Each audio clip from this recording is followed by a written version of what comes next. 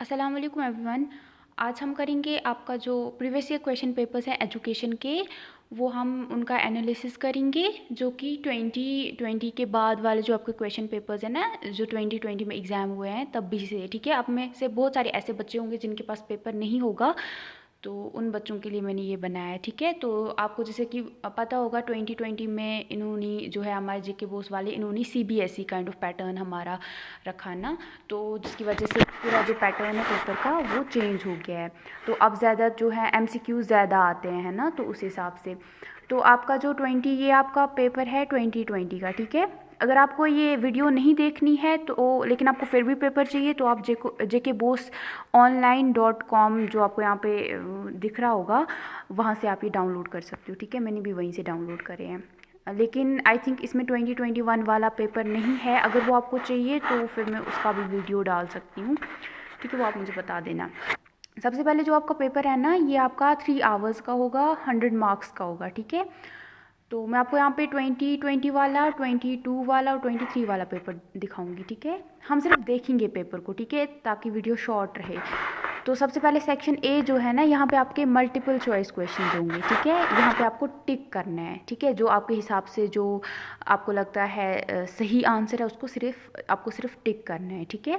तो सबसे पहले आपको है यहाँ पे नोट दिया गया है कि question number 1 in section A has 20 parts. जो क्वेश्चन नंबर 1 है ना सेक्शन ए में, इसके आपके कितने हैं, 20 क्वेश्चन है यहाँ पे, ठीक है। आपको 20 पार्ट्स हैं इसके, तो आपको ये 20 पार्ट्स यहाँ पे करने हैं, ठीक है। Based on objective type questions carrying 1 mark each. तो हर एक का ये सारे ऑब्जेक्टिव टाइप क्वेश्चंस है और हर एक आपको, अगर आप एक एक सॉल्व करते हो आपको एक एक मार्क मिलेगा, ठीक है। जितने भी आप सॉल्व सही करोगे फिर आपको उसी हिसाब से आपको वहाँ पे मार्क्स मिलेंगे। तो आपको इनको जैसे आपको बताया गया वैसे आपको सॉल्व करना है, ठीक है। सबसे पहले आपको यहाँ पे था, सबसे पहले करिकुलम मस्ट बी, कैसा जो आपका करिकुलम है वो कैसा होना चाहिए, है ना। ये आपको मैंने पढ़ाया, आपने वीडियोस देखे होंगे। फिर यहाँ पे आपका जो है which of the following is literary and academic activity, इसमें से लिटरेरी और एकेडमिक एक्टिविटी कौन सी है, ठीक है। फिर पॉपुलेशन साइज़ में इंडिया की रैंक किस नंबर पे है। तब जब ये आपका क्वेश्चन पेपर जब का है तब आई थिंक सेकंड पे था इंडिया का रैंक, हाँ तब चाइना का फर्स्ट पे था, बट अब तो इंडिया का नंबर 1 पे आ गया है ना, तो अब हम नंबर 1 पे हैं। तो अब उसके बाद है आपका गांधी जी जो है असर्टेड दैट एजुकेशन, तो उनके हिसाब से एजुकेशन कैसी होनी चाहिए थी, ठीक है। यहाँ पे डॉक्टर जाकिर हुसैन जो थे वो कब बने थे प्रेसिडेंट ऑफ इंडिया, ठीक है। वो आपको यहाँ पे गैस करना था।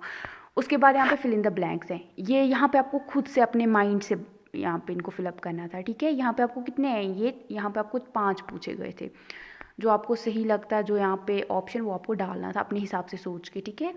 उसके लिए आपने ये बुक पढ़ी होनी चाहिए तभी आप कर पाते हैं ना। उसके बाद आपको ट्रू फॉल्स यहाँ पे आपको बताना था इसमें से सही कौन सा है और गलत कौन सा है, ठीक है। ये भी आपको पूछे गए थे। उसके बाद आपको कॉलम्स दिए गए थे, मैच द कॉलम, ठीक है। यहाँ पे आपको इनको मैच करना था, ठीक है। बहुत इजी पेपर है आपका। आप में से बहुत सारे बच्चे होंगे जो बहुत डर रहे होंगे, बट प्लीज़ आप ज़्यादा टेंशन मत लेना, क्योंकि आपका पेपर उतना डिफ़िकल्ट नहीं है, ठीक है। मैंने बहुत सारे चैप्टर्स हैं जो ऑलरेडी कराए हुए हैं, आप प्लीज़ अगर वो भी पढ़ोगे ना आप आराम से पास हो जाओगे और अच्छा स्कोर भी कर सकते हो, है ना।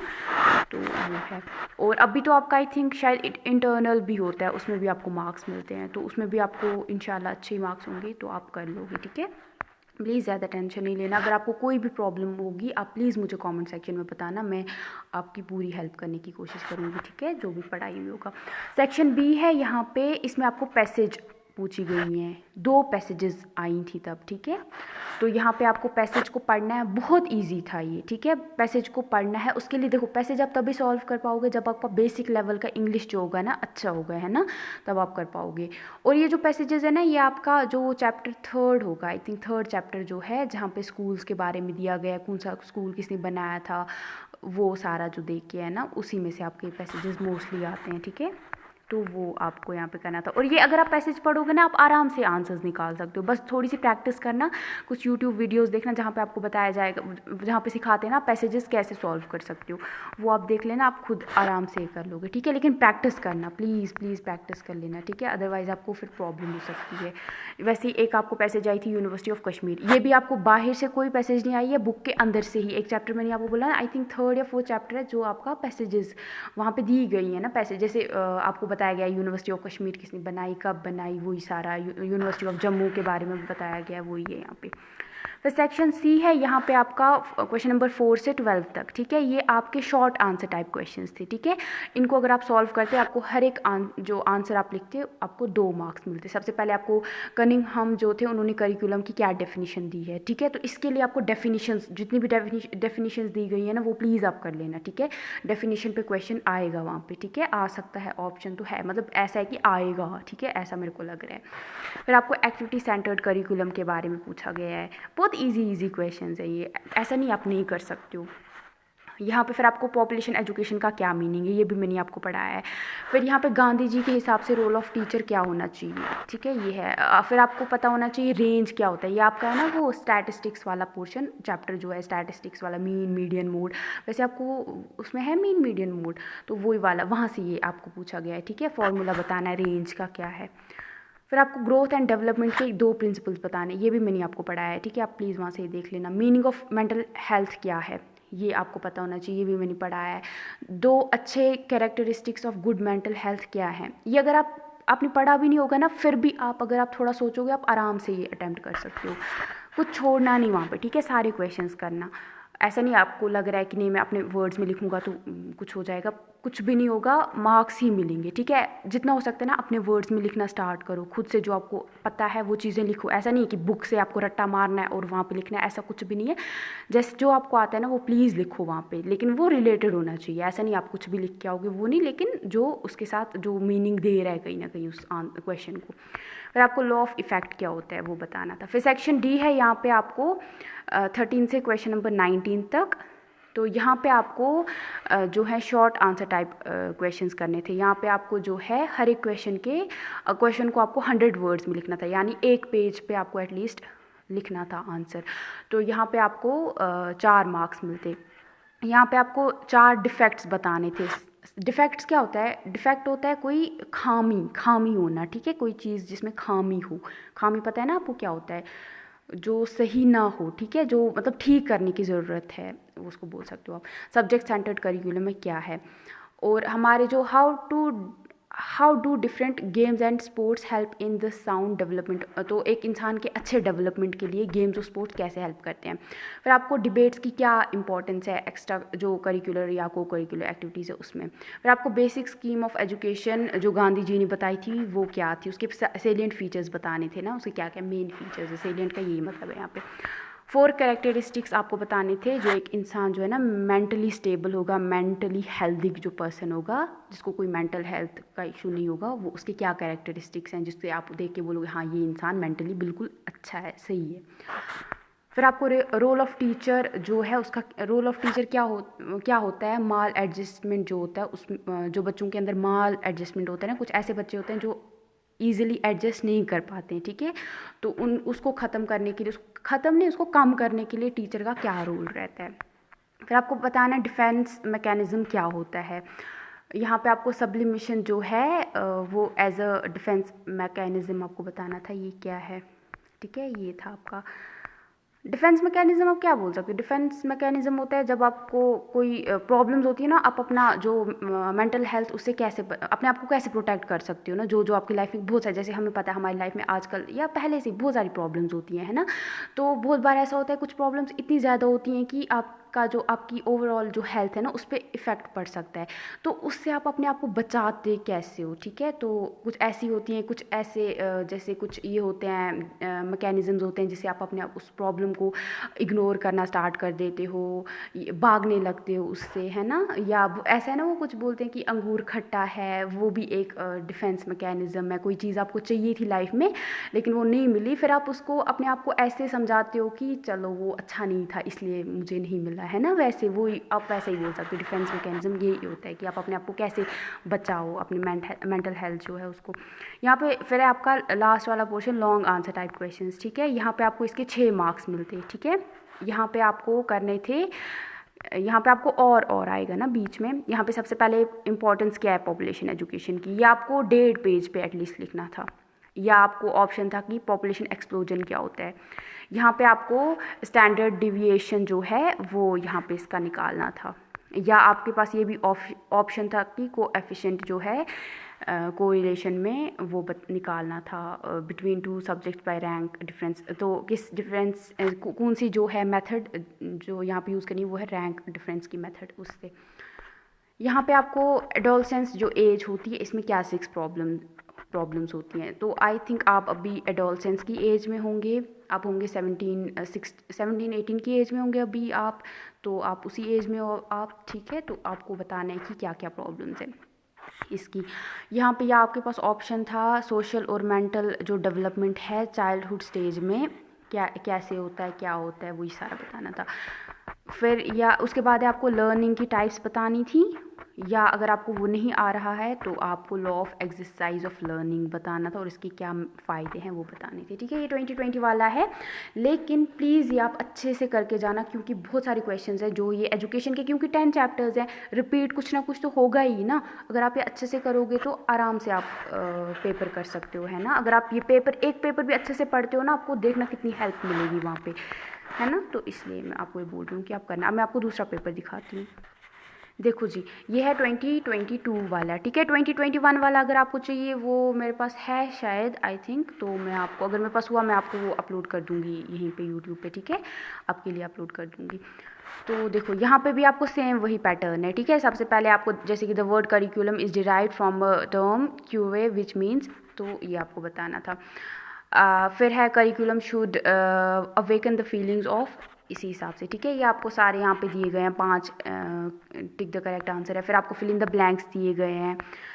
फिर आपको ट्रू फॉल्स बताना था। फिर आपको मैच द फॉलोइंग बताना था, है ना। अगर आप चाहते हो कि, आप में से बहुत सारे बच्चे होंगे जो चाहते होंगे कि मैं सॉल्व करूं, तो मैं आपको सॉल्व भी करके दे सकती हूँ।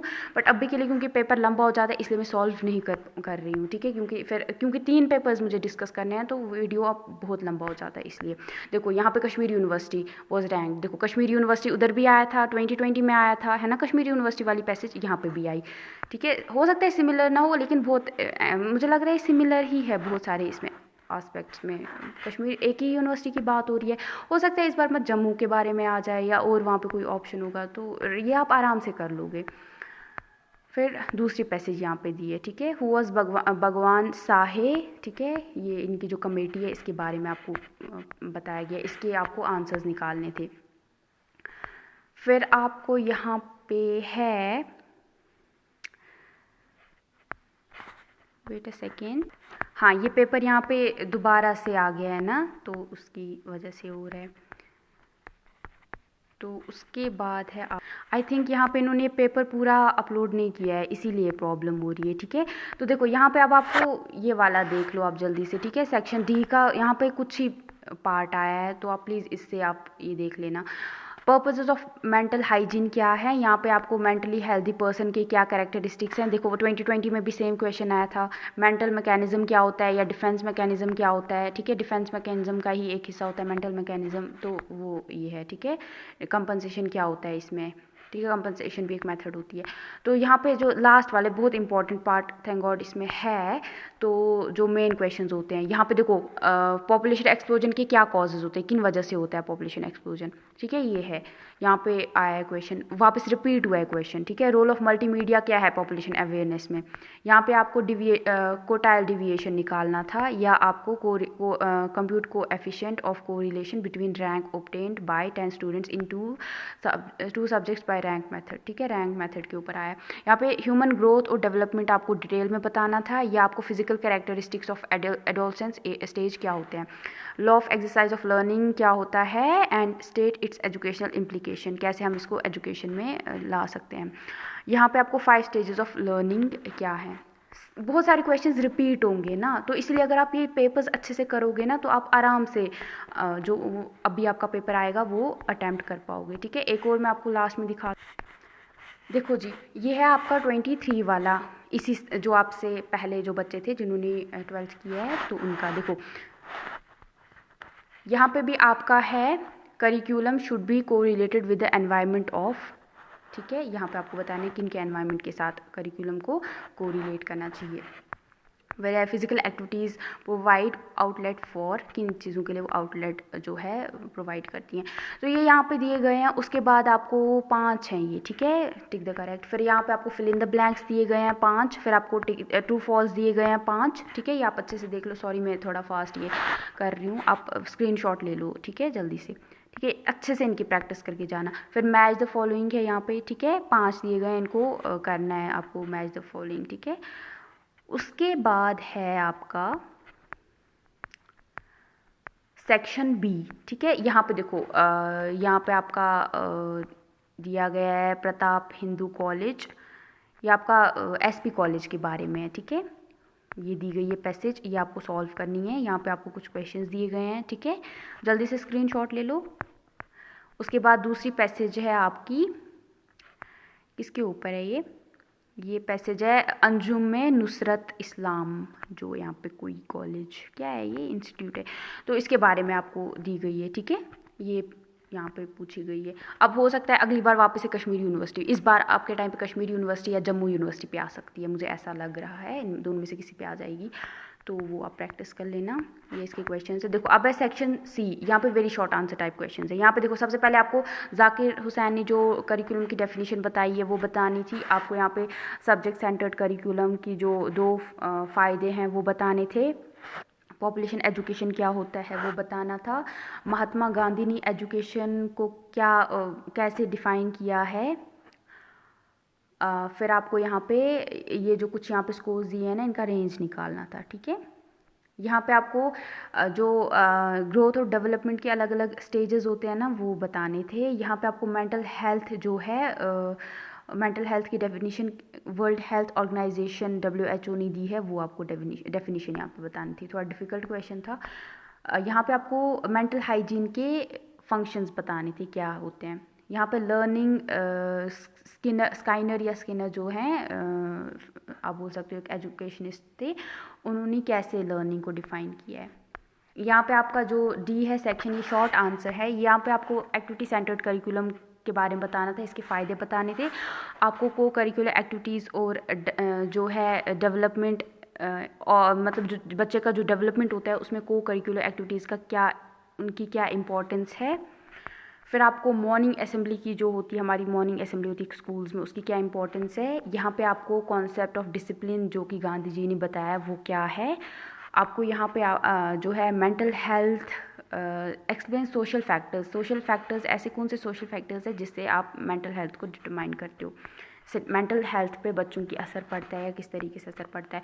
यहाँ पे आपको माल एडजस्टमेंट जो होता है एक इंसान में, उसके 4 कॉजेज़ क्यों होता है माल एडजस्टमेंट, वो बताना था। यहाँ पे आपको डिफेंस मैकेनिज्म को बताना था क्या होता है, और सब्लिमेशन क्या है। 2020 वाला क्वेश्चन रिपीट हुआ है वापस से, बहुत सारे क्वेश्चन रिपीट हुए हैं वैसे, तो यहाँ पे लॉन्ग आंसर है व्हाट इज़ पॉपुलेशन एक्सप्लोजन। देखो सेम टू सेम इस बार भी यही क्वेश्चन इधर उधर होंगे बट रिपीट होंगे, और क्या ही बेचारे क्या ही पूछेंगे क्वेश्चंस। 10 चैप्टर्स हैं टोटल आपके पास, तो जितना अगर आप उनको अच्छे से कर लेते हो आप आराम से ये पेपर कर सकते हो, है ना। तो आपको पता है सेम वही एक्स्ट्रा कुछ भी नहीं। जैसे पॉलिटिकल साइंस है उसमें थोड़ा डिफिकल्ट होता है कि हाँ 2 बुक्स हैं, या हिस्ट्री है 3 बुक्स हैं, तो हो जाता है थोड़ा, अब कहाँ से क्या आ जाएगा पता नहीं होता। लेकिन जैसे एजुकेशन है एक बहुत ईजी सब्जेक्ट है, तो आप इसको कर सकते हो। अब भी आपके लिए हाँ, जैसे मैं आपसे बहुत ये हूँ क्लास में थोड़ा आगे को, लेकिन अब जैसे 12th में कुछ साल पहले मैं भी एक टाइम था 12th में, तब मेरे लिए बहुत डिफ़िकल्ट था, मैं आपका समझ सकती हूँ।